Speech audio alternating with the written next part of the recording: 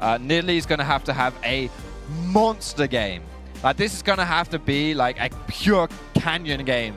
Aaron Howling can't get a trade in response, but now that's down. Lacerate forward, and with a quick Drakehound step, ends up becoming even. This is turning into a dive against the wall. Masua holds his ground, sets up the shield. Wind becomes lightning is an afterthought, and first blood goes to Hansam-D again. A Grapevine, a re-dive, a Phosphorus Bomb, and they're continuing this dive. Hansam-D is going to dive for this, but look at where the wave is. Yes, it's big for IZMA, but that bot wave being denied is just as big, you could argue. So, what do you take away from that more? Oh, yeah. Slow Q, not again, not again, not again, not again. Certus, a flash for nothing. Thinking about it. And meanwhile, topside, hang on a minute. I was just talking about this Poppy. A good miss and a flash away. There's no such thing as a good miss as Howling gets out in the nick of time. Wow, shades of game number 1. We're across the board, across the map. 5 people almost dying here, but not quite the same. Yeah, it works out in favor of KCB as far as the kill totals go in the bot side, but you're very right. That's a lot of XP and a lot of gold to miss for Exakick down here. I mean, IZMA is quite strong, a level lead. Yeah. This is the thing. We wanted IZMA to carry the game. If you're a KC Blue fan, that's exactly what you want.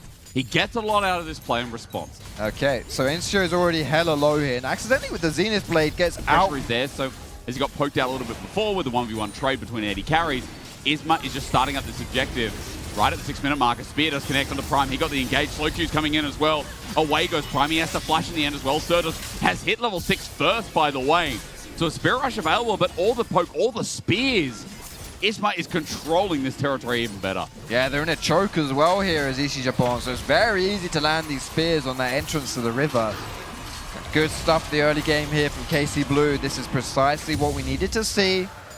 This team wants to make a bounce back. Slow Q, there's the flash, the charm. It's not going to be interrupted. Fate sealed in the nick of time. Slow Q got the wave and thus got level 6. Yeah, flash down as well though for Certus. Flash and ulti. So that kind of works out in the favor of Slow Q. My culture. That's your cultural heritage. I mean, I also grew up with that. In Australia, I didn't really relate to it because I didn't know what was going on half the time. But as IZMA sends a spear, you got to wonder, how far could it go? That's what I was thinking. IZMA in a 1v1. There's no ulti here from Theo Carkson. Like, this guy's dead. IZMA is controlling the game. And in the long play, it feels like the kills on Nidalee are definitely moving down. This potential dive on the 2v3. It's going to happen again. This time, though, Exa has his ulti, and that charm that connects makes it so that Enzo has nothing. Wow. Okay, poke comes through, and Exa might still be in a bit of trouble for the redive. IZMA needs to cover. Now, as IZMA just lose his jungle, this would be a way for Theocax to get back into the game, leveraging the strength of his laners to help him to counter jungle, which is just the worst feeling in the world. Let me tell you, as a jungler, when you are completely stomping your opposing number, but then his team comes in to invade your jungle to get him back into the game, it's pretty tragic. He has ulti onto Hansam-D, but walking away from the feathers. Nice pathing there. X is not going to get anything else. Ensur's coming in yet again. IZMA still covering here, but on a ward, they know that 4 members, or rather 3, are still on that bottom side. Flash onto Hansam-D. Wow. That interrupt from Prime was mid-air. The feathers are going to fly out. Hansam-D is going to flash away. IZMA is here to help again. The flash forward from Theocax, but it simply gets IZMA away with his own flash. 1-for-1 trade. Thinking about the recircle here. Wind becomes lightning, doesn't connect, and there's no follow-up with the Audacious Charge. Certus has his ulti to come in as well. Ensur is going to face check this, but I think that's a mistake. He gets charmed up. He's still not level 6. Dredge line as well, and a bit of a mistake. KC Blue are getting low, but all about IZMA. That Nidalee has to die. Fate Seal dodged away from Hansam-D. He's still alive as well, and he stays kicking. Ensur, it's his mistake that pays the price, and it's an iron price. Jumping in. IZMA gets the trade though. Hansam-D getting low. Somehow, some way, they've turned it on the brink of yet another day. KC Blue staying alive in this series. 4 kills for 0 for KC Blue. It looked rough for them halfway through that fight. I don't think he deserved it though. I'll be honest, I think Rika and Genax struggled coming into the league as much as I see the potential in both of them. That team fell apart a bit, and IZMA felt like he got the brunt of it. Now in this game, stepping up massive on this Nidalee.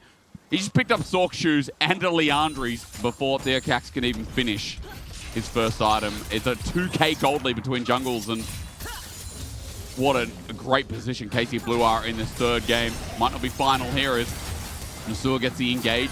Prime is trying to ward off. This Leona has been the only person to bear the bad news. 3 deaths now.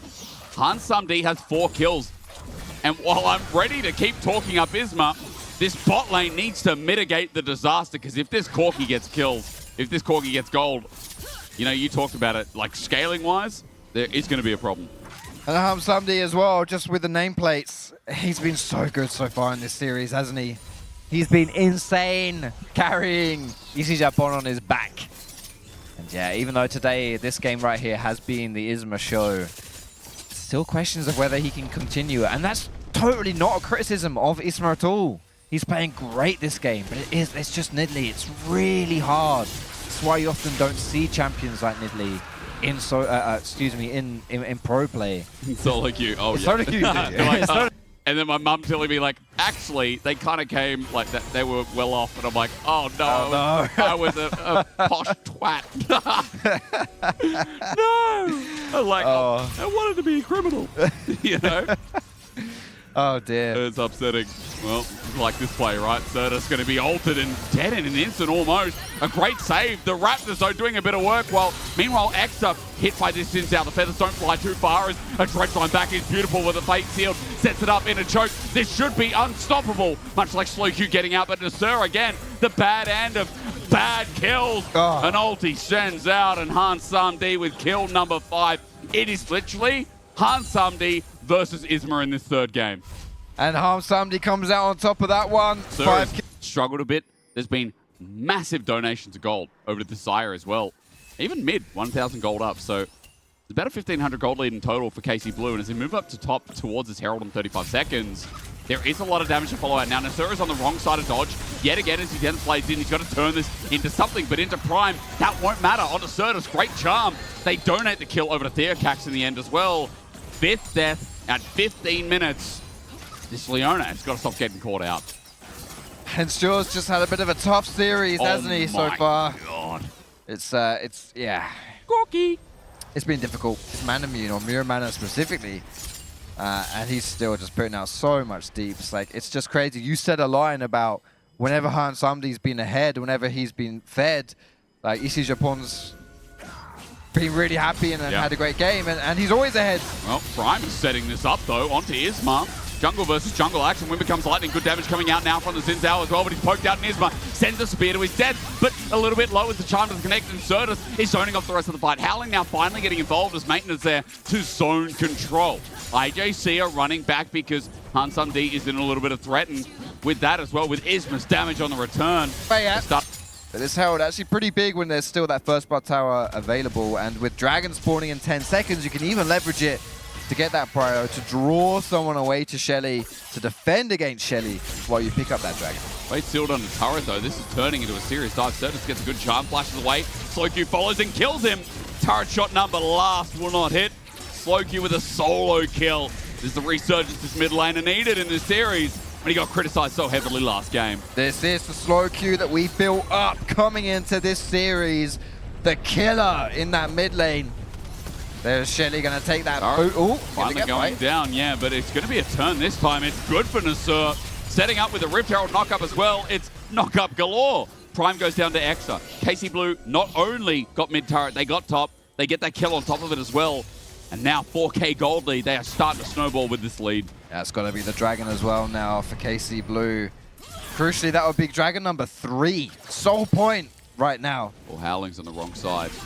Going to be stopped. He actually flashes. Interesting. A little bit worried there as Theocax tries to get in, but I mean, this third Dragon, they want to stop it. However, I don't know. You just lost flash on Howling. He has ulti to get in. Slowq zones. Thoughts?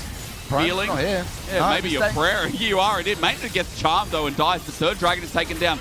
If KC Blue can get out, it's okay, but suppressed in the back, and a setup of the public execution is a shutdown. Certus with one more reset. He has a blast going to play with. Isma now is the target. Sets up the charm, max range, all for deception. Isma not poked out by the big one, by HansSamD. 2 kills for the cost of Dragon, but soul point for KC Blue all the same. Soul point, very valuable here for KC Blue, but I do think if you're Ici Japon, you'll take some kills here in this game, where it was kind of just slipping away from you right now, and you still have that win condition on the Corki, on HansSamD. Now, almost at that Mirror Mana now as well. just funneling a little bit more gold into him.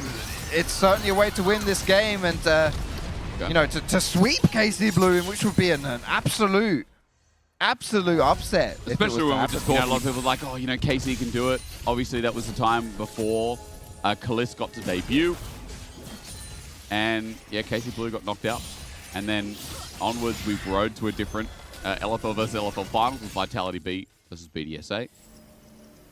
And it's funny, again, the region produced so many stars. But here again, I don't know if everyone thought the stars would be here in this game. But in Game 3, look, we return back to lighting up KC Blue now around the Artican. Around the spot side, they've got push as well. Look at the Poppy moving down. It begins. It's going down quick.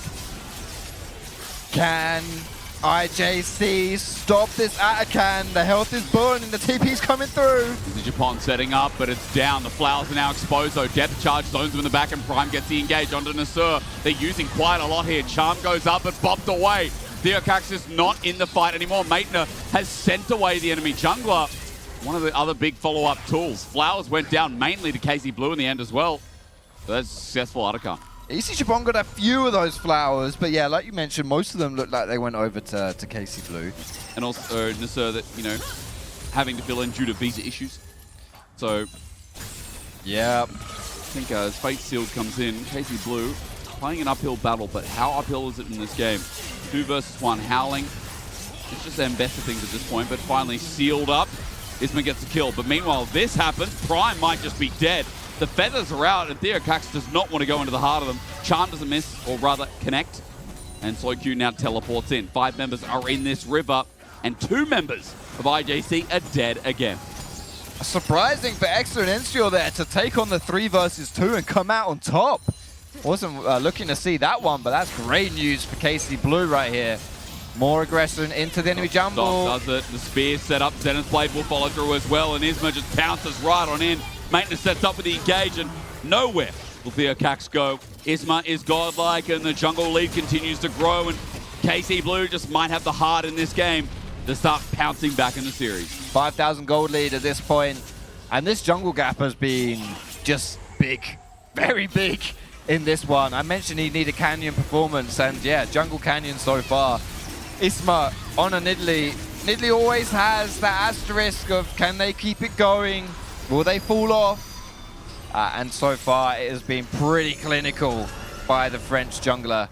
And that's exactly what they needed with this team comp and with the way that this series has gone to keep them in it. I mean, again, everyone else is flourishing off the back of it as well. Seeing Isma on something carry-like maybe opens the doors for other picks. Like, we talked a little bit about things like Kindred, you know. We talked about other things like we saw the flex of the Zyra. The big question, where does it go from here? Howling in a bit of trouble, and in the 1v1 he tries to step away, but SloQ lands enough in the end. A solo killer, maybe a confidence boost for this guy. He's back. He's back. This is it. This is a SloQ we were expecting to see coming into this series. It's SloQ that we have seen. Yeah. You know, the dirt in this game is that this Nidalee, if she falls, if she dies, you're wondering, how do we bring this back? I was going to say digging her own graves, maybe. If she falls back, I would say normally it'll be sweet, but as Exa takes a bit of damage, look at that. Healing comes through. There's so many more elements now into this game. There's a Xayah who's kept track. And there's a 3k gold lead on SloQ. So Dreadflight comes through. It is a good hook. And there's a charm as well. But the bot back from Maitner gets it disengaged. Solar Flare locks down as well. And yes, the follow-up would be great. But Theocax has now run out of his ulti too. KC Blue, you look at that primal surge. And Nasur's back up to full HP. Isma gets another kill. And this one seems to be in the too hard basket for now. Yeah, I feel like it. SloQ actually took a turret in the 1v1 versus Howling. So he has now become an unstoppable overflow too. It's all working for KC Blue, and this is what we were expecting coming into the series and what those KC fans were hoping to see. Certus has no ulti. He's got Flash available, and Charm tries to predict. He's got a minion wave in the way, so as his push comes into inner, you'll just see Nasur zone off as well. 4 members around top. The Baron's going to start doing work, and almost a 9k gold lead.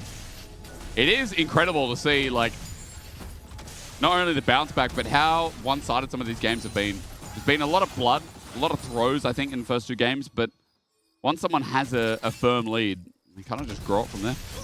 Yeah, I'd say this is probably the most one-sided game, most convincing game that we've seen in this series. I mean, I agree with you, but also just in the context of how those games have been. It's been a cleaner game, I guess, as slow queue sets up and gets bopped for a little bit. That's it. That's the word. Clean. This has been one of the cleaner executions of this series so far. Like, yeah, even though Hamsamdi has found his test, but can they do it? You'd think so. At this point, it does feel like KC Blue, if they can't close this game out, then there's not going to be much hope. Maybe a pick out onto Maitner. That's a Poppy, though. He flashes away. He ulties. Mid-interrupt from Prime. Gives him some time. Solar Flare. Charm doesn't connect.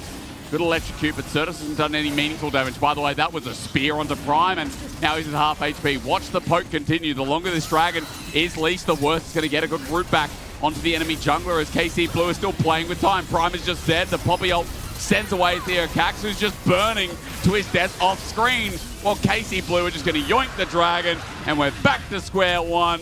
In with the TP, defensive here. KC Blue are going to run it down mid. They are still alive in this series. All they need is another wave. Just a cannon minion alone by himself, but here come those minions. This Nexus turret isn't going to be long for the world, but can KC Blue end? Well, there's no way they don't. Hamsamdi took one spear, forward slow Q, misses everything, was more a flash away. Elder destroys, and with a 13,000 gold lead just about, KC Blue are now back and thriving, at least after this Game 3 win. Beautiful stuff here from KC Blue. Much more what we were expecting coming into this series. They hadn't shown up in game number